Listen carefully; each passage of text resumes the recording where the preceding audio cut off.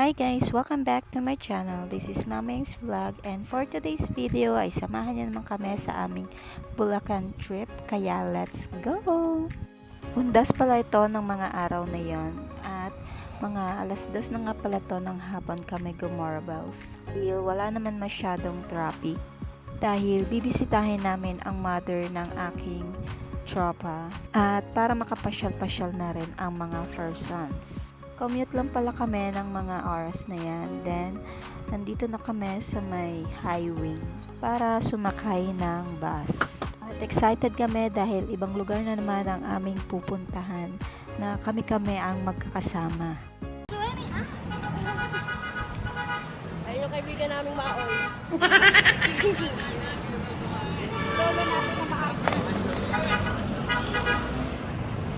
At ayan na nga, nakasakay na kami ng bus at buti na lang ay nakasakay din kami agad. At hindi naman kami masyadong nagantay ng matagal. Nagmo-moment lang pala ako ng mga time na yan dahil nahihilo ako sa aircon na bus kaya tinatakpan ko ang aking ilong. Medyo mabilis lang naman ang biyahe dahil wala naman masyadong traffic at medyo nakaidlip-idlip din ako. Gawa nga ng ako'y nahihilo na at nandito na kami sa may bandang Bulacan area.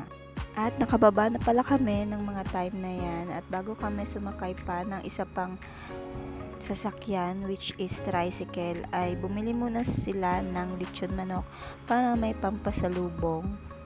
At nakarating na nga pala kami dyan at di ko na nakuhanan ng video dahil mga gutom na ang mga persons kaya kumain muna kami. And after namin kumain, syempre ano pa ba ang gagawin kaya shot puno na. Ayan nga ang aming mga pulutan. Ayan, napakadami namin pulutan kaya hindi kami nagugutom. At ito na nga pala ang aming day 2 dito sa Bulacan. And after nga namin mag-almusal ay nagkaya na kami na magpunta sa may ilog banda. Dahil gustong-gusto na nga magpunta ng mga bata at makaligo na rin. As usual, kami-kami pa rin ang magkakasama. Medyo malapit nga lang pala to at walking distance lang kaya nakarating lang din naman kami agad. At free lang po dito, nagpaalam lang kami sa may are at pumayag naman agad na kami ay pumunta kaya go. At meron nga pala ditong naghihilod ng tsinelas niya. Isa din to. Todo linis ng mga tsinelas dahil apakaputik ng aming mga tsinelas dyan.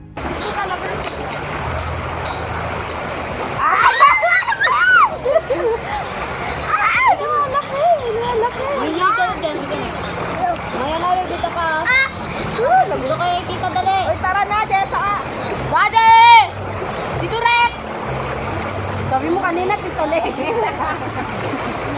Ngayon, Tito Rex. Nandito na kasi ako, kaya ano na, Tito Rex na.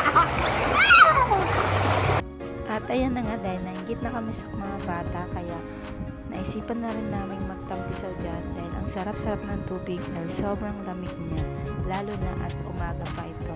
Malinis naman yung ilog na yan dyan kahit medyo mababaw lang. At wala kami ibang ginawa dyan kundi magkwentuhan at tumawa ng tumawa lang. Nandito ka lang, Roy! Hala!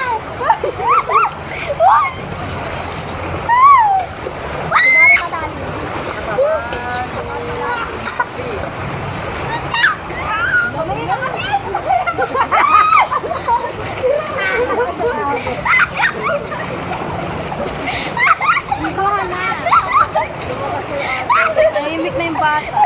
Lalo dito siya. Ano na, dito na. Tama na dito! Ay! Parang iyaw-iyaw tayo dito. Ay, kayo na! Ano na? Ay, nakakatangay talaga siya. Nakakatangay talaga.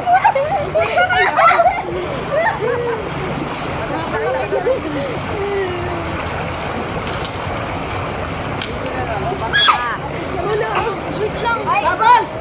Ay, picture ako kami ba yun? Natuloy din yung swimming. Lagay mo sa ano.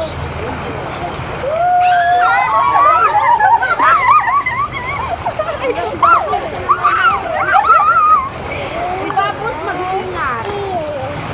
Huwag ka. Yung dede mo. Ingatan yung dede mo.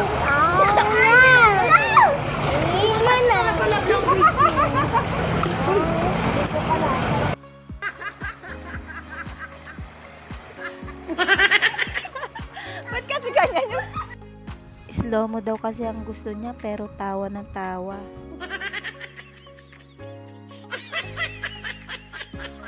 Hi, I'm going to Marcel from Bulacan. To Marcel. And I'm happy for vacation in 2 days, you know.